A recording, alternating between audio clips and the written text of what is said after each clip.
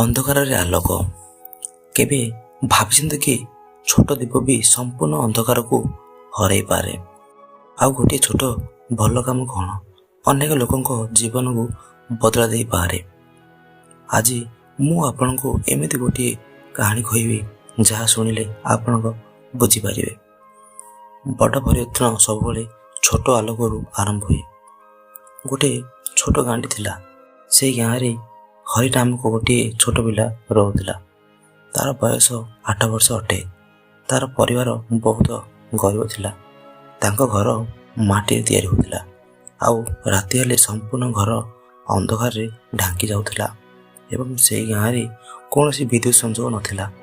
ସେମାନଙ୍କ ପାଖରେ ଥିଲା ଗୋଟିଏ କେବଳ ଛୋଟ ଦୀପ।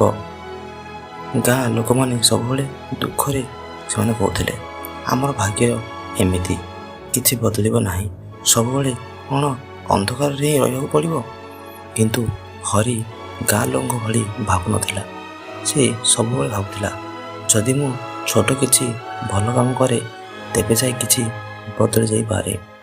ଗୋଟିଏ ଦିନ ସନ୍ଧ୍ୟାରେ ଗାଁର ଭୟଙ୍କର ଅନ୍ଧକାର ହୋଇଗଲା। ଆକାଶରେ ଘନ ଘନ ମେଘ ଏବଂ ଚନ୍ଦ୍ର ମଧ୍ୟ ଦେଖାଯାଉନଥିଲା। ଗାଁ ରାସ୍ତା ଗୁଡ଼ିକ ସମ୍ପୂର୍ଣ୍ଣ ଅନ୍ଧକାରରେ ଢାଙ୍କିଗଲା।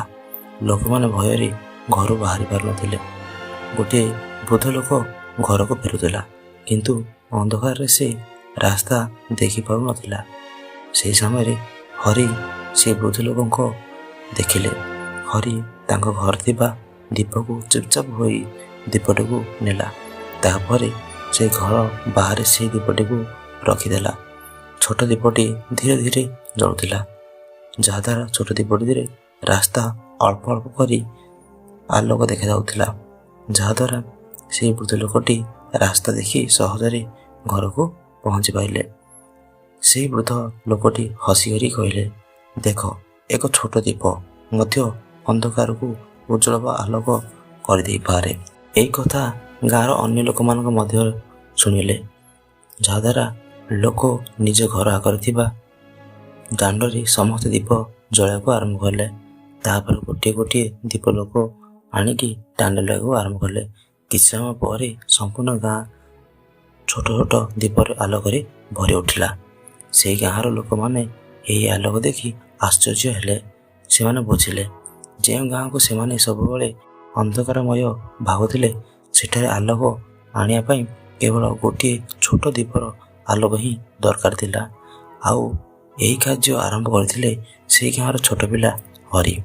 ସେହିଦିନଠାରୁ ଗାଁର ଲୋକମାନେ ଗୋଟିଏ ବଡ଼ ସତ୍ୟ ବୁଝିଲେ, ବଡ଼ ପରିବର୍ତ୍ତନ ସବୁବେଳେ ବଡ଼ କାମରୁ ଆସେ ନାହିଁ। କେବେ କେବେ ଗୋଟିଏ ଛୋଟ ଭଲ କାମ ମଧ୍ୟ ସମ୍ପୂର୍ଣ୍ଣ ଦୁନିଆକୁ ବଦଳାଇ ଦେଇପାରେ। ଆମେମାନେ ଏହି କାହାଣୀରୁ ଶିଖିଲେ, ଯେଉଁଠାରେ ଅନ୍ଧକାର ଅଛି ସେଠାରେ ଅନ୍ୟ କାହାକୁ ଅପେକ୍ଷା କରନ୍ତୁ ନାହିଁ। ସେହି ସମୟରେ ନିଜେ ଗୋଟିଏ ଛୋଟ ଆଲୋକ ହୋଇ ଯାଆନ୍ତୁ। ଯଦି ଏହି କାହାଣୀଟି ଆପଣଙ୍କୁ ଭଲ ଲାଗିଥାଏ ତେବେ ଭିଡ଼ିଓଟିକୁ ଲାଇକ୍ କରନ୍ତୁ, ସେୟାର କରନ୍ତୁ। ଆଉ ଏମିତି ଅଧିକ ମୋଟିଭେସନାଲ୍ ଷ୍ଟୋରିକୁ ଦେଖିବା ପାଇଁ ଚ୍ୟାନେଲକୁ ସବସ୍କ୍ରାଇବ୍ କରନ୍ତୁ। ନମସ୍କାର, ଧନ୍ୟବାଦ।